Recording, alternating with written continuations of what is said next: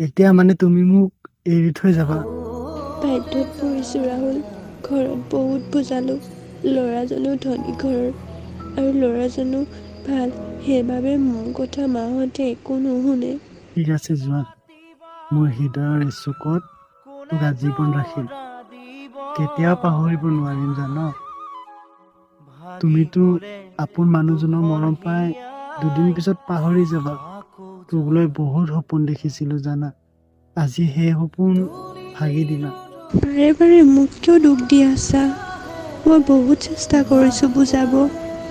যদি মই তোৰ লগত বিয়াত বহোঁ, মা বোলে এইখন পৃথিৱীত জীয়াই নাথাকে।